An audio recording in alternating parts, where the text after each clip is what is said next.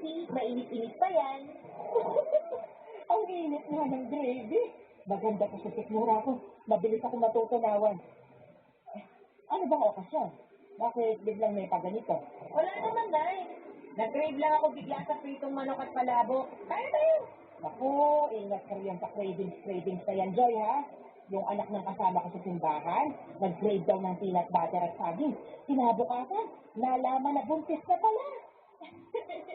Akala mo, cravings lang. May bata na pala sa tiyan. Ang lala. Kaya ikaw, Bambi, subukan mo lang na mag-crave bago kang gumraduate. Lagot ka talaga sa akin. Natapos naman yung pagbabantaan nyo. Para kayong mga ngalsal ng tiyan. Hindi po ako magpapabuntis, Nay. Kalmahan niyo lang. Nag-graduate akong single at regular ang monthly period. Ay, mabuti naman. Oh, kumain na tayo. Ako ba, Nay? Hindi niyo ba ako tatanungin kung bakit bigla akong may cravings? Huwag mong sabihin. Magiging lola na kayo! Magiging tita na ako! Buntis ka? Sigurado ka? Nagpa-check up na po ako. May isang buwan na akong buntis. Alam niyo na ba kung babae o lalaki ang magiging pamangkin ko? Hindi pa, pero sigurado akong tao to. Sana babae para... Tumahimik ka, Bambi. Nay, ano po bang masama sa sinabi ko? Basta tumahimik ka na lang para makapag-isip ako kung paano sa sermo ng ate mo. Ay, anong mali naman sa nangyari sa akin? Blessing po ito para sa akin. Alam niyo, Responsibilidad mo sa amin. kaya nga siguro blessing to para sa akin. Lahat na ang obligasyon ko sa inyo. Pero ang lupo ko.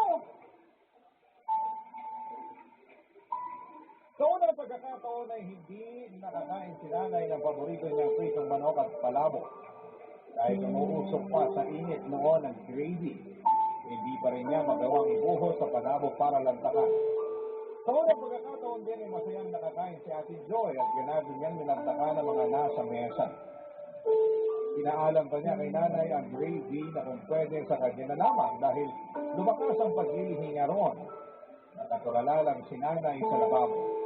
Alam kong pinoproblema niya noon ang lupang gusto niyang makuha. Hindi rin ako makakain noon kahit inaano kasarap ang chicken na paborito ni nanay na nasa harapan ko. Hindi ko magawang damputin yun at ilagay sa bibig ko. Bigla ko naramdaman ang pagkawala ng gana ni Ate Joy na ibalita ni Kuya Leon na magpapakasal na siya. Umikot lang sa akin ang lahat. Hindi na nga nakakain pa si nanay at dumiretso siya sa kwarto at hindi na nagpaalam pa sa amin. Sinubukan makipagkwentuhan ni Ate Joy sa akin pero nagpaalam ako sa kanya. At sinabing aayusin ko lang ang huling mga assignment ko sa klase. Hinayaan naman ako ni Ate Joy na pumasok na sa kwarto. Patuloy pa rin siya sa pagkain at siya na rin ang umubos sa pagkain ko. Pagkapasok ko sa kwarto ay sinubukan kong buklatin ang notebook ko para simulang gawin ang assignment ko. Pero hindi makapag-focus ang utak. Lumilipad ang utak ko sa pag-iisip kung paano ako kaagad makakahanap ng trabaho pagka-graduate ko at kung paano ko mapagkakasya ang sahod ko sa pagbabayad ng utang namin at pagsusustento sa pangangailangan sa bahay. At paano kung isingit muli ni nanay ang tungkol sa lupa na gusto niyang mabili? Paano ako makakaangat ngayong mag-isa ko na lamang at wala na kakampi? Dahil aalis na si Ate Joy sa bahay oras na makapagtapos na ako sa pag-aaral. Maya-maya pa ay nagkaroon na ng laman ang notebook ko. Bigla lang ay mga luha yun. Dala ng takot sa haharapin kong responsibilidad para sa pamilya ko, Papa Dudo. Barangay Love Stories. Barangay Love Stories.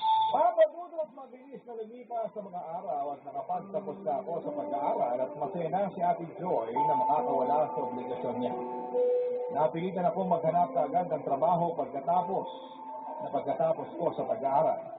Hindi naging madali yon at nakiusap ako kay Ate Joy na kung pwede humingi pa ng isang buwang palugit sa sustento at pagbabayad ng utang namin bago siya tuluyang makagraduate sa responsibilidad sa amin. Pumayag naman siya. Naawa rin kahit paano. Sa loob ng isang buwang yon ay sinikap ko makahanap kaagad ng trabaho at sa awa naman ng Diyos ay nakahanap naman ako. Pero hindi ganong kalaki ang sahod. Sinabi ko yung kay nanay at malungkot na lang niyang tinanggap ang katotohanan na hindi ko pa agad mabibili ang gusto niyang lupa. Nawala na halos ng gana si nanay sa akin. Ako na kasi ang last card niya sa pamilya para iahon si nanay sa hirap. Hindi wala ganun kadali. Pinakamahirap pa sa akin dahil wala nang ibang susunod sa akin para akuin ang responsibilidad sa bahay. Inibig ko ang sahod ko sa abot ng makakaya ko. Hindi ko hinayaan na magkaroon ako ng craving o pangunahan ng inggit kapag nakikita ko ang mga katrabaho ko na nabibili ang mga gusto nila para sa sarili nila. Hindi ako nagkaroon ng kaibigan sa trabaho dahil iniiwas akong gumastos sa tuwing nagkakayayaang lumabas. Diretso, uwi ako lagi. Nagkakasya ako sa mga tira-tirang ulam namin sa hapunan para gawing baon kinabukasan. Kaya ko naman yon. Ang hindi ko lang kinakaya ay ang pagpipresyo ni nanay para mabili ko na ang lupang gusto niya. Muli na naman niyang binanggit yon habang naghahapunan kami. Papa Dudo.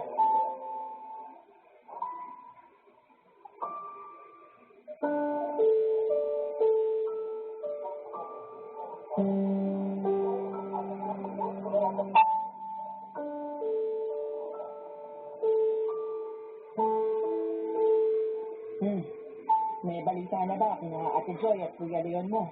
Hindi pa sila nagre-reply yung last na kinumusta ko sila sa Facebook. Mukhang nakalimot na.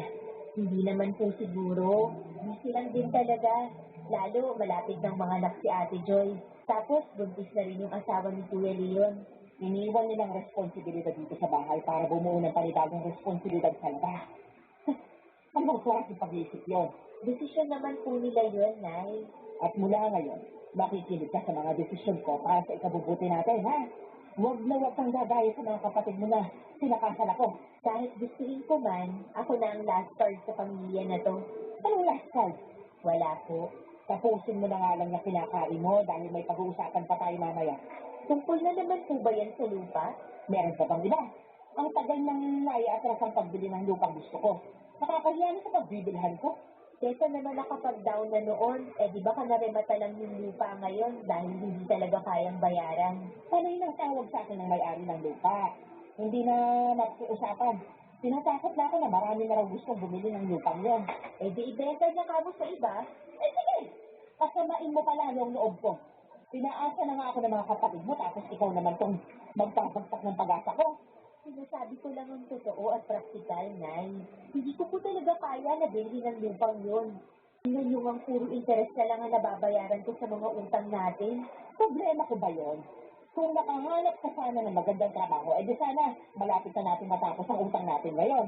Hindi naman ganun kadali na makahanap ng malaking pasahod na trabaho, lalo't kakatapos ko lang sa pag-aaral.